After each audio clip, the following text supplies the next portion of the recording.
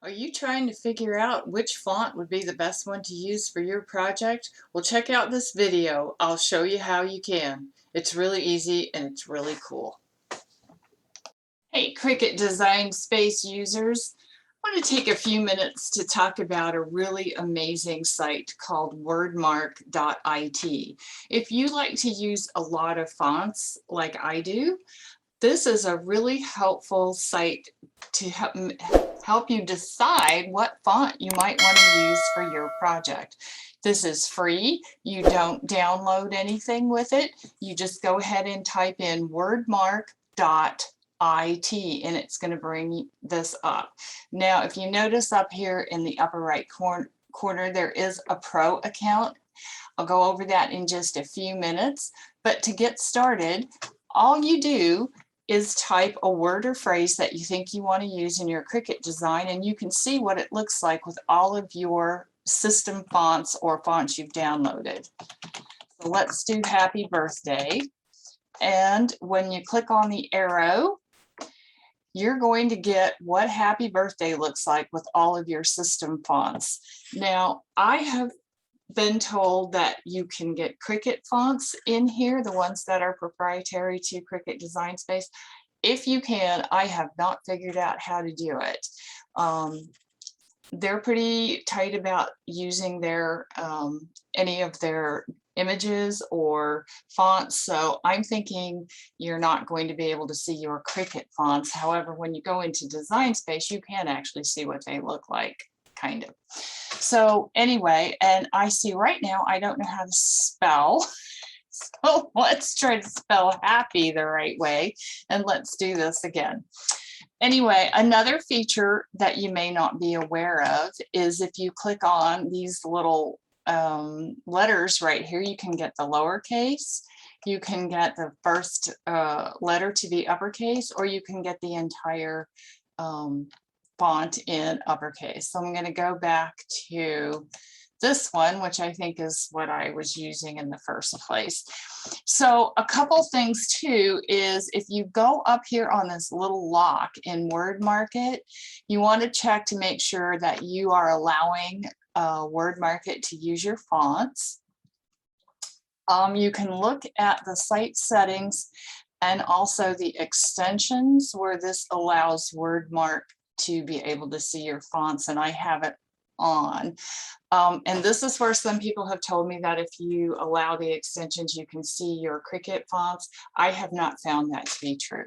If anybody knows any different, boy, I'd sure like to know. So let's go back to Wordmarkit. I have happy birthday. Now, if you mouse over any of these, you're going to see this little thing called try.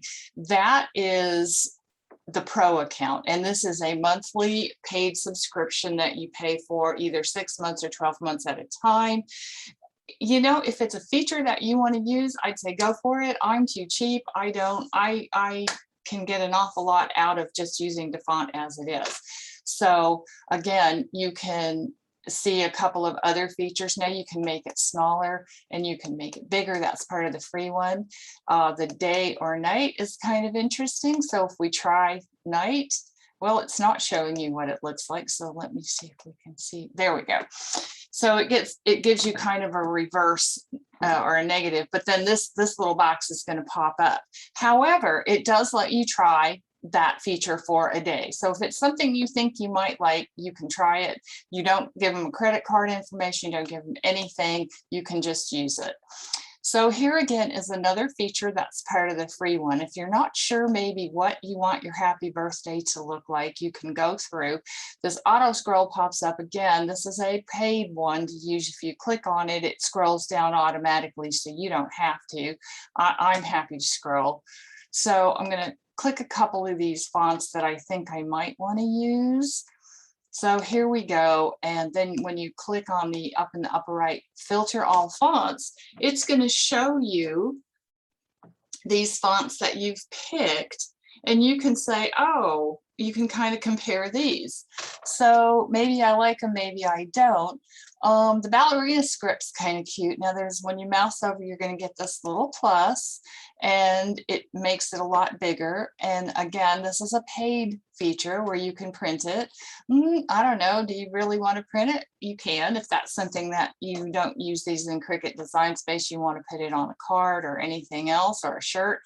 I have agreed, I have signed up for the try it for a day for the export. So in other words, I can take this particular happy birthday and I can download it into my PC. So when I do that, I'm going to say download, and there it is right here. I think that's the right one. Yep, it is. I just saw it on the my other computer. So now I can upload this into Cricut Design Space. So I'm going to upload my image, and when I browse, I want to go into my, well, it says downloads, and here it is, happy birthday with ballerina script, and I can open it. And again, it's the same upload process that you've done before, and for some reason these come in as huge files, so I'm going to crop this, and it's still a huge file. Then I can do my preview. Looks pretty clean, so I'm going to continue. I am going to save it and upload it into Design Space as a cut image, and when I go ahead and insert it, it's huge, so I want to change the size to 6, and there's my happy birthday. Well, honestly, I think this is an awful lot of work to get happy birthday into Cricut Design Space when all I have to do is click on my text, get a text box, and do it. Also, another thing is that this does not come through as a text. It's a .png file, so it's an image. So you are not going to have the ability to double click and curve it, ungroup it, move your letters around. It is an image. If that's what you want, that's wonderful. And if you don't like some of the letters in there, you can hit your contour button down here in the lower right, and you can remove whatever you don't want. But again, I don't know if that I'd really be willing to pay $4 a month to have this ability when I can just go into Cricut Design Space and do it myself. I could see it if you use a lot of dingbat fonts, which are more cute little pictures or things like that, and you want to have them as an image as opposed to a font. Anyway, that would be up to you, but I hope you have found this little helpful. I happen to really like this site. It's really helpful when you're trying to figure out what font you might want to use, or you see a font in another project elsewhere and you're trying to figure out what might be close to it. This can be helpful. So as always, thanks for watching.